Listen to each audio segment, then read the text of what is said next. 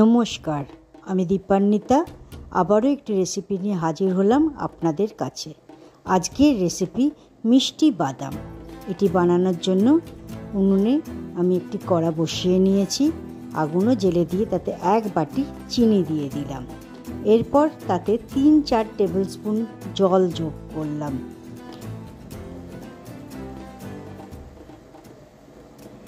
জল দেওয়া হয়ে গেলে সেটাকে লো ফ্লেমে ভালো করে নাড়িয়ে চাড়িয়ে নিতে হবে।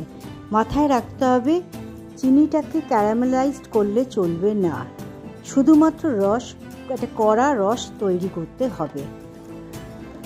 এটাকে প্রায় 5 থেকে 8 মিনিট ধরে ভালোভাবে নেড়ে যখন পুরোপুরিভাবে চিনিটা গলে যাবে তখন তার মধ্যে 1 টিস্পুন এখানে আমি এলাচ পাউডার যোগ করে দিয়েছি। আবারও নাড়তে শুরু করবেন এবং ভালোভাবে নাড়ার পর যখন দেখবেন চিনিটা খুব চটচটে হয়ে এসছে তখন তার মধ্যে এই রকম চটচটে করতে হবে। তার মধ্যে 1 বাটি বাদাম, রোস্টেড বাদাম ঢেলে দেবেন। মাথায় রাখবেন যতখানি বাদাম নেবেন ঠিক ততখানি চিনি আপনাকে নিতে হবে।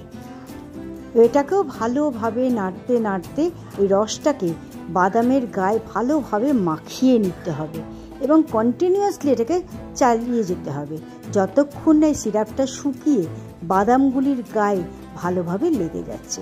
এই সময় আগুনটা বন্ধ করে দেবেন, দিয়ে আবারও নাড়তে থেকে যাবেন।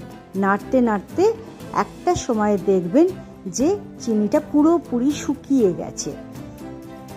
শুকিয়ে গিয়ে বাদামের গায়ে ভালো রকম লেগে গেছে, তখন উনুন থেকে নামিয়ে নেবেন।